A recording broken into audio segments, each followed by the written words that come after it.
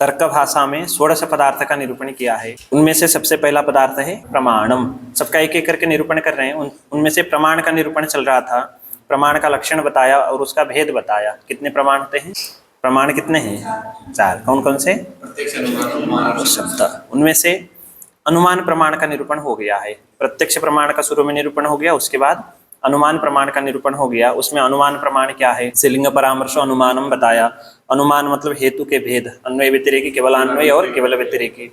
हेतु के 5 रूप होते हैं: पक्ष सत्वम, सपक्ष सत्वम, विपक्षात व्यावृत्ति, अबाधित विषयत्वम, असत प्रतिपक्षत्वम इत्यादि। उसके बाद इन 5 रूप में से किसी एक से भी हीन है तो उसको कहते हैं हेत्वाभास। हेत्वाभास का भी निरूपण हो गया है। असिद्ध विरुद्ध अनैकांतिक प्रकरण सम कालात्यया पतिष्ठ।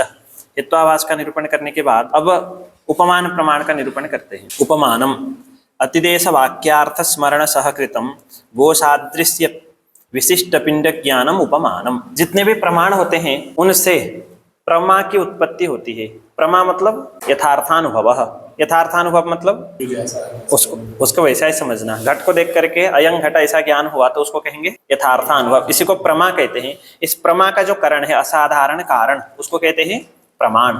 तो कहीं पर भी प्रमाण का निरूपण होता है तो प्रमाण को करण भी कहते हैं, क्योंकि प्रमा करणम प्रमाणम। प्रमाण हो करण न हो ऐसा नहीं हो सकता। प्रमा के करण होने पर ही उसको प्रमाण कहते हैं। तो करण होगा तो उसका फल होगा और बीच में व्यापार होगा। तो तीनों चीज को हर जगह समझना है। तो यहाँ पर अतिदेश वाक्यार्थ स्मरण सहकृत, अतिदेश वाक्यार्थ स्मरण होगा। तादृश अतिदेश वाक्यार्थ स्मरण सहकृत, सहकृत मतलब उसके साथ। गो सादृश्य जो विशिष्ट पिंड ज्ञान होता है उसी को कहते हैं उपमान। वो उपमान की पद्धति, उपमान प्रमाण से उपमिति कैसे उत्पन्न होती है उसकी पद्धति क्या है यहाँ पर आप क्रम से बताएंगे। यथा गवयम अजानन अपि नागरिको यथा गौ तथा गवय इति वाक्यम कुतश्चित् आरण्यकात् श्रुत्वा वनं गतः वाक्यार्थं स्मरन् यदा गोसादृश्य विशिष्ट पिंडं पश्यति तदा वाक्यार्थ स्मरण सहकृतं गोसादृश्य विशिष्ट पिंड ज्ञानम उपमानम तदेव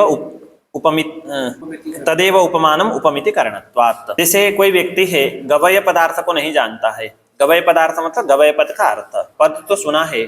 जो आरण्यक पुरुष है, अरण्य में रहने वाला, वो गवय को भी जानता है, गौ को भी जानता है। आरण्यक पुरुष से ग्रामीण पुरुष सुनता है गो सदृशः गवयः। गवयः किदृक् भवति? गो सदृश। उसके बाद वो व्यक्ति चला जाता है अरण्य में। कौन? ग्रामीण। अरण्य में जाने के बाद सबसे पहले एक पिंड दर्शन होता है, गो सदृश पिंड दर्शन। उसके बाद अतिदेश वाक्यार्थ का स्मरण करता है। पूर्व में जो वाक्य बताया था उस वाक्यार्थ का, उस वाक्य का जो अर्थ है उसका स्मरण करता है। तदनंतर उसको पता चलता है कि यही गवय पद का अर्थ है। असौ गवय पद वाच्य। गवय पद का अर्थ ये है जो हमें दिखाई पड़ रहा है। यह जो ज्ञान हुआ इसी का नाम है उपमिति। इसका नाम है उपमिति। उपमिति के अव्यवहित पूर्व क्षण में होता है अतिदेश वाक्यार्थ स्मरण और उसके पूर्व क्षण में होता है गो सादृश्य पिंड दर्शन। पहले पिंड दर्शन होगा, गो सदृश पिंड दर्शन, उसके बाद अतिदेश वाक्यार्थ स्मरण होगा, फिर होगी उपमिति। तो उपमिति है फल।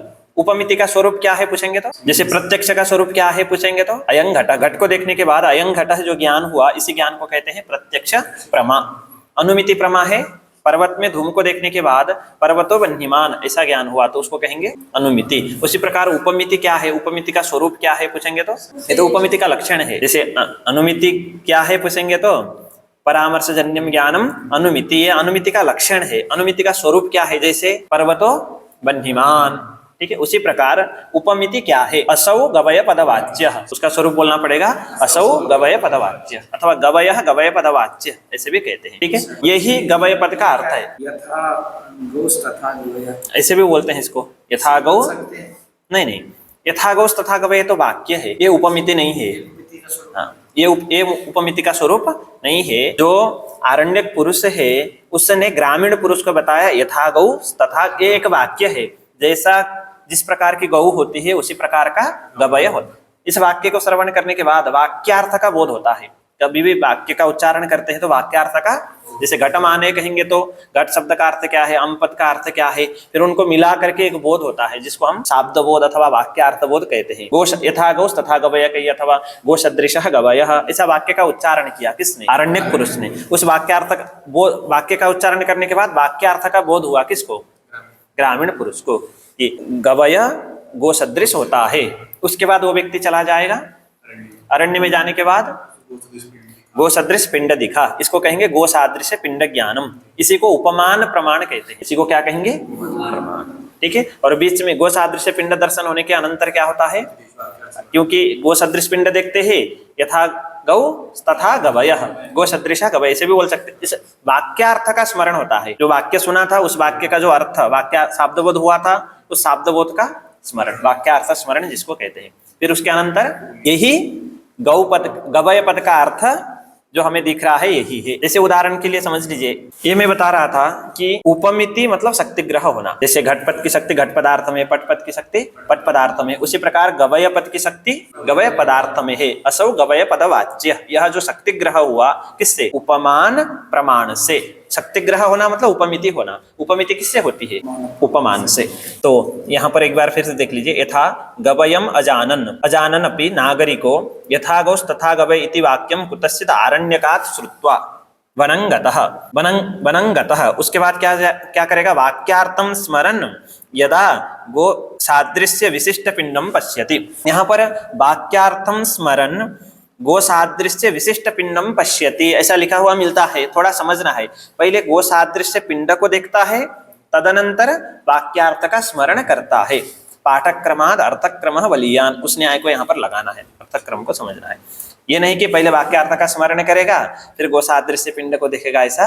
पहले गो सादृश्य पिंड दर्शन होता है, तदनंतर तदा वाक्यार्थ स्मरण सहकृतम गो सादृश्य पिंड ज्ञानम। वाक्यार्थ स्मरण सहकृत गो सादृश्य पिंड ज्ञान है कि नहीं उस समय में?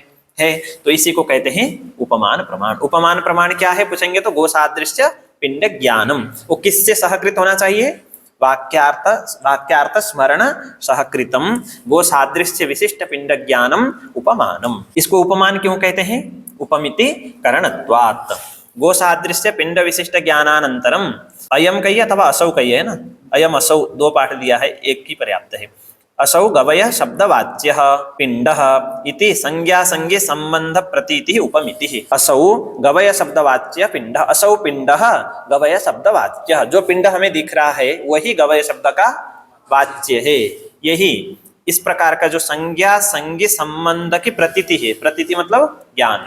किसका ज्ञान? संज्ञा संज्ञी के संबंध का ज्ञान। ठीक है, ये उपमिति है, इसी को सैव फलम, यह जो उपमिति है इसी को फलम कहते हैं। इदम तो प्रत्यक्ष अनुमान साध्य प्रमा साधकत्वात् प्रमाणांतरम उपमानम अस्ति। यह जो उपमिति है प्रत्यक्ष भी नहीं है और अनुमान भी नहीं है। प्रत्यक्ष अलग है। देखिए, इंद्रियार्थ सन्निकर्ष होने के बाद अयं घट हम पहले से जानते हैं, हमें शक्ति ग्रह हो चुका है। उसके बाद अयं घट जो ज्ञान हुआ घट को देखने के बाद, इसको प्रत्यक्ष कहते हैं। अभी गौ का प्रत्यक्ष, गवय का प्रत्यक्ष नहीं हो रहा है। यदि गवय का वहां पर प्रत्यक्ष हुआ होता, मान लीजिए जिसको शक्ति ग्रह आदि नहीं अथवा आरण्यक पुरुष ने नहीं बताया है, वह व्यक्ति भी गवय को देखेगा, और जिसको आरण्यक पुरुष ने बताया है गो सदृशः गवय, दोनों को गवय का प्रत्यक्ष तो समान हो रहा है।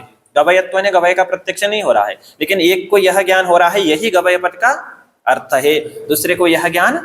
तो यहाँ पर जो उपमिति है वो प्रत्यक्ष होना उपमिति नहीं है। जो ज्ञान हो रहा है शक्ति ग्रह गवय पद का अर्थ यह पिंड है, इस प्रकार का जो ज्ञान हो रहा है ये उपमिति है। इसको प्रत्यक्ष नहीं कह सकते। इसको प्रत्यक्ष क्यों नहीं कह सकते? प्रत्यक्ष किसे कहते हैं? प्रत्यक्ष प्रमा किसे कहते हैं? इंद्रियार्थ सन्निकर्ष जन्यम ज्ञानम। ये जो गवय पद का अर्थ यही पिंड है, यह जो ज्ञान हो रहा है यह ज्ञान इंद्रियार्थ सन्निकर्ष से जन्य नहीं, इसलिए प्रत्यक्ष प्रमाण से साध्य प्रमा नहीं है उपमिति। और व्याप्ति ग्रह आदि से व्याप्ति ज्ञान होकर, व्याप्ति स्मरण होकर के पक्ष धर्मता ज्ञान परामर्श पूर्वक असौ गवय पदवाच्य ऐसा ज्ञान हुआ होता तो इस ज्ञान को हम क्या कहते हैं? अनुमिति कहते हैं। और अनुमिति किससे साध्य होती? अनुमान प्रमाण से। तो यहाँ पर प्रत्यक्ष और अनुमान से असाध्य जो प्रमा है, जो उपमिति प्रमा है, प्रत्यक्ष प्रमाण का भी साध्य नहीं है और अनुमान प्रमाण का भी साध्य नहीं है। साध्य मतलब कार्य न होने से अतिरिक्त उपमान प्रमाण को आपको स्वीकार करना पड़ेगा। नहीं तो कई लोग जिज्ञासा करते हैं कि यह जो उपमिति है प्रत्यक्ष प्रमाण से ही हो जाए, अनुमान प्रमाण से ही हो जाए, तो अनुमान प्रमाण से प्रत्यक्ष प्रमाण से यदि उपमिति हो जाए तो उपमिति को अलग प्रमा मानने की आवश्यकता नहीं है। तो कहते हैं प्रत्यक्ष और अनुमान से साध्य नहीं है कौन? उपमिति। इसलिए प्रत्यक्ष अनुमान असाध्य जो प्रमा है उपमिति प्रमा, उसका साधक होने से उपमान को पृथक प्रमाण मानना पड़ेगा। इति व्याख्यातम उपमानम। अब यहाँ पर उपमान का इतना ही है, आगे कुछ विशेष नहीं बताया है। आगे है शब्द प्रसंगात। जो शक्तिग्रह के उपाय है उनको आप लोग लिख लीजिए, शब्द प्रमाण को आगे पढ़ेंगे अलग से। शक्तिग्रह के जो उपाय है उनमें से सबसे पहला है व्याकरणम। एक नंबर में लिख लीजिए व्याकरणम, दूसरे नंबर में लिख लीजिए उपमानम। क्रम से ऐसे, क्योंकि व्याकरण के आगे व्याकरण का उदाहरण भी लिखना है, ठीक है, क्रम से। कोशः, उपमानम के बाद कोशः, आप्तवाक्यम। ऐसे पंच, सब में पंचमी भी लिख सकते हैं अगर, व्याकरणात्, कोशात्, उपमानात्, आप्तवाक्यात्, ठीक है। शक्तिग्रहः भवति ऐसे। व्यवहारतः, व्यवहारतः यहाँ पंचमी लगाने की जरूरत नहीं क्योंकि पंचम्यास्तसिल। वाक्य शेषात्, उसके बाद व्याकरणात्, उपमानात्, कोशात्, आप्तवाक्यात्, व्यवहारतः, उसके बाद वाक्य शेषात्। फिर उसके बाद है विवृत्ते है, ये भी पंचमी है, विवृत्ति होती है, विवरण जिसको कहते हैं। विवृत्ते है सिद्धपदस्य सान्निध्यात्, उसके बाद लिख लीजिए सिद्धपदस्य सान्निध्यात्, सिद्धपदस्य सान्निध्यात्। व्याकरण का उदाहरण स्पष्ट है, जैसे भूसत्तायाम है, असभूवि है।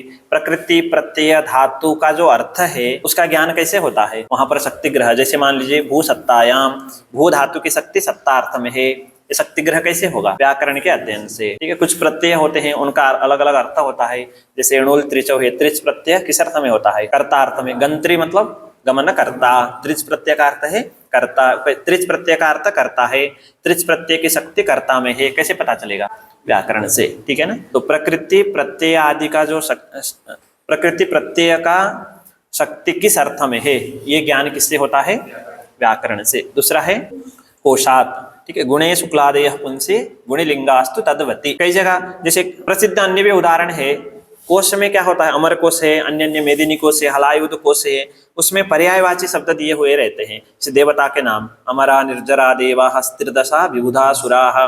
तो ये सब देवता के नाम इतना पता चला, तो अमरा, निर्जरा, इन सब की शक्ति, इन सब पद की शक्ति किसमें है, देवता में, देवतारूप अर्थ में। किससे पता चलेगा, कोश से, ठीक है। जैसे शुक्ल आदि शब्द है, शुक्लः, नीलः, सिर्फ शुक्ल आदि शब्द का प्रयोग करेंगे तो गुण के वाचक होते हैं। अगर अन्य किसी के साथ शुक्लो घटः, शुक्लः पटः ऐसा बोलेंगे तो शुक्ल आदि शब्द किसके वाचक होते हैं, द्रव्य के ही वाचक होते हैं, ठीक है ना। पुल्लिंग में प्रयोग करेंगे, कोई अन्य विशेष्य नहीं है, तो जो शुक्लादि शब्द है वो गुण के ही वाचक होते हैं, गुणी के वाचक नहीं होते। अन्य किसी विशेष्य के साथ प्रयोग करेंगे, विशेष्य के अनुसार उनके लिंग होंगे, तो गुण के वाचक नहीं होंगे, किसके गुणी के वाचक होंगे, द्रव्य के वाचक होंगे। ये भी किससे पता चलेगा, कोश से, ठीक है। फिर उसके बाद है आप्तवाक्यात्। कोई आप्त पुरुष कहेगा कोकिलः पीकपदवाच्यः, कोकिलः ये उसका उदाहरण है, उसने कह दिया।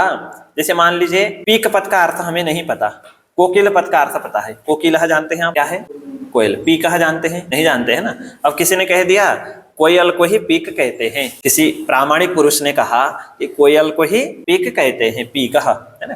कोकिलः पीकपदवाच्य, पीकपदवाच्य कहा कोकिलः, तो पीक पद का शक्तिग्रह हो जाएगा। पीक पद की शक्ति किसमें है, कोकिल में। कैसे पता चला, आप तो मतलब यथार्थ वक्ता, ठीक है। कोई हम इसको लेखनी कहते हैं, हमें नहीं पता, व्यवहार हमने देखा नहीं, तो कोई इसको लेखनी कहते हैं। कि कोई प्रामाणिक पुरुष कहेगा तो लेखनी पद की शक्ति इसमें है, ऐसा शक्तिग्रह हो जाएगा, ठीक है। तो आप्तवाक्यात् का उदाहरण है कोकिलः पीकपदवाच्यः। उसके बाद कोशा, उपमान का तो बता दिया ना, उपमान को बताने की जरूरत नहीं है, ठीक है। असौ गवय पदवाच्यः, गवय पद की शक्ति जो पिंड दिख रहा है उसमें है, शक्तिग्रह हुआ ना किससे, उपमान प्रमाण से। उपमान प्रमाण मतलब गो सादृश्य पिंड ज्ञान से, ठीक है ना। गो सादृश्य पिंड ज्ञान, वो अतिदेश वाक्यार्थ स्मरण सहकृत होना चाहिए, वो भी साथ में होना चाहिए। अतिदेश वाक्यार्थ स्मरण सहकृत गो सादृश्य पिंड ज्ञान रूप जो उपमान है उससे भी शक्तिग्रह होता है। शक्तिग्रह मतलब शक्ति का ज्ञान, पद पदार्थ का संबंध का ज्ञान, ठीक है ना। तो उपमान का उदाहरण यही हो गया, असौ गवय पदवाच्य, यह जो शक्तिग्रह है उपमान से होता है। उसके बाद व्यवहारत, सबसे ज्यादा शक्तिग्रह का उपाय है व्यवहार, ठीक है। व्यवहार में क्या होता है, हमेशा एक उत्तम वृद्ध होता है, एक मध्यम वृद्ध होता है, एक पार्श्वस्थ बालक होता है। मतलब दो व्यक्ति व्यवहार करते हैं, व्यवहार मतलब शब्द प्रयोग, ठीक है। घटादि का आनयन नयन इत्यादि, उनको देख करके जो व्युत्पित्सु बालक है, जो शक्तिग्रह करना चाहता है, उसको शक्तिग्रह हो जाता है। जैसे एक ने कहा घटम आनय, दूसरे व्यक्ति ने घट को लेके आ गया। एक तीसरा व्यक्ति है जो बालक है, घटपट का अर्थ नहीं जानता है, ध्यान से सुन रहा है दोनों की बात को। घटम आनय कहने पर वो घड़ा लेके आया, फिर घटम नय कहने पर उसी वस्तु को ले गया। तो घट का उच्चारण करने पर ला रहा है, आनय नय अलग अलग है, ठीक है, उनको अभी छोड़ देते हैं। घटम आनय एक वस्तु को लेके आया, घटम नय कहने पर एक वस्तु को ले गया। उनके व्यवहार को देखते हुए जो पार्श्वस्थ जो बालक है ये समझ लेता है कि घटपट की शक्ति घट पदार्थ में है। व्यवहार समझ में आया। अधिकतया शक्तिग्रह का जो मुख्य उपाय है, शक्तिग्रह किससे होता है?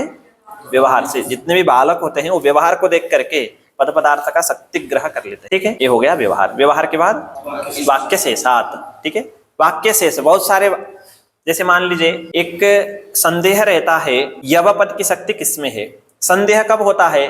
जब अलग अलग जगह प्रयोग करते हैं अलग अलग अर्थ में। जैसे कुछ जो प्रामाणिक लोग हैं यव पद जो है दीर्घ सु का विशेष में प्रयोग करते हैं। यव पद का प्रयोग किसमें देखा गया है?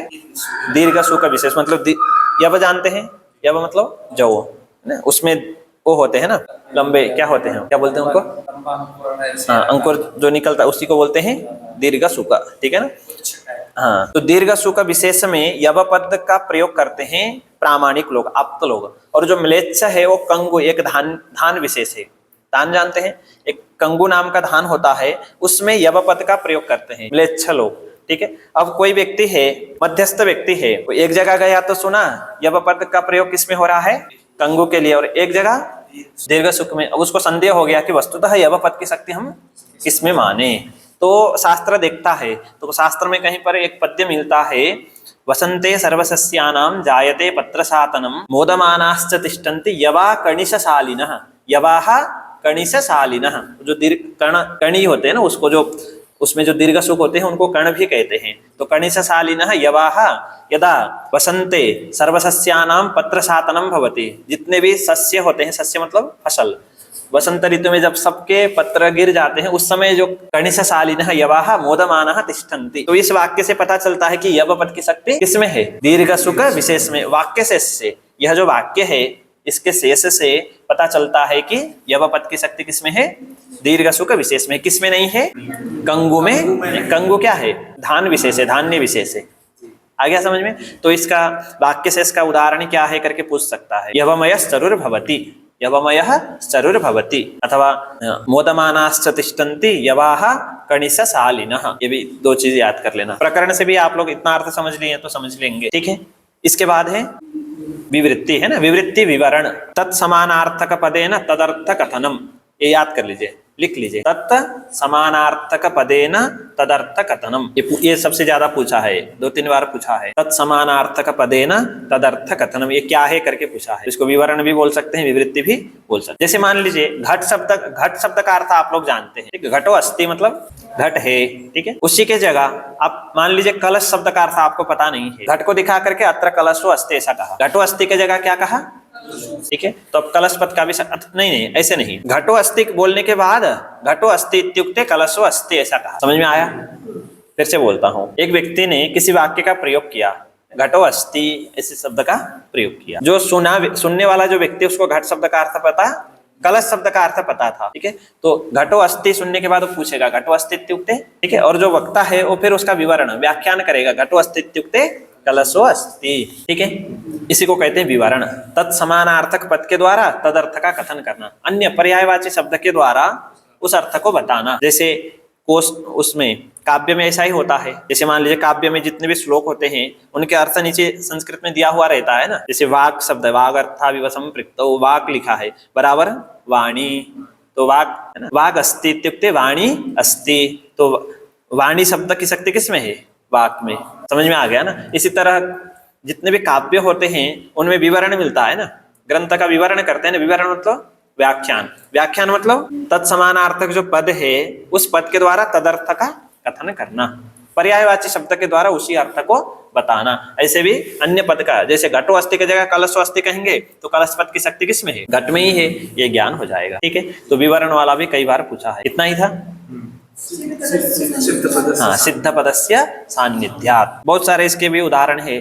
जैसे अभी अभी कहा था एक, है ना, सिद्ध, जो सिद्ध पद है, प्रसिद्ध पद है। सिद्ध पद मतलब प्रसिद्ध पद के सान्निध्य से। जैसे उदाहरण के लिए इह सहकारतरौ मधुरम पिको रौति, ऐसा वाक्य दिया है मुक्तावली में। इह सहकारतरौ, एक साथ, इह के बाद इह एक साथ लिख लीजिए, सहकारतरौ मधुरम पीको रौति, रौति है ना, रौति मतलब शब्द करना, सहकारतरु मतलब आम्र वृक्ष, सहकारतरु मतलब इस आम्र वृक्ष में जो पीक है मधुर शब्द करता है। मान लीजिए जो श्रोता है, जो सुनने वाला है, उसको पीक शब्द का अर्थ नहीं पता था, ठीक है, कोकिलः पिकपदवाच्यो पहला वाला नहीं बताया गया था, ठीक है, उसको इतना ही बताया कि यह जो आम्र वृक्ष है इसमें मधुर शब्द कर रहा है, कौन, पीका कहा, तो समझ लेगा पीक मतलब कोयल, क्योंकि मधुर शब्द कौन कर रहा था, कोयल कर रहा था, तो मधुर शब्द करने वाला कौन है, कोयल है, ये प्रसिद्ध पद है ना, उसके सान्निध्य से पीक पद का भी शक्तिग्रह हो जाएगा। प्रसिद्ध पद के समव्यवहार होने पर प्रसिद्ध पद के साथ उच्चारण करने से जो अप्रसिद्ध पद है उसका भी शक्तिग्रह हो जाता है, किससे, ये तो एक प्रकार से सहकार का जो, हाँ उसका भी, हाँ बोध हो गया, ठीक है। तो यह सहकारतरौ मधुरम पिको रौति, यहाँ पर प्रसिद्ध जो पद है मधुरम रौति, ये प्रसिद्ध पद है, मधुर शब्द करने वाला, तो मधुर शब्द तरु में कौन कर सकता है, वृक्ष में कोयली कर सकता है, तो ये प्रसिद्ध पद हो गया मधुरम रौति, उसके सान्निध्य होने से पीक पद का शक्तिग्रह हो जाएगा, किसमें, कोकिल में, ठीक है। तो ये शक्तिग्रह के उपाय है।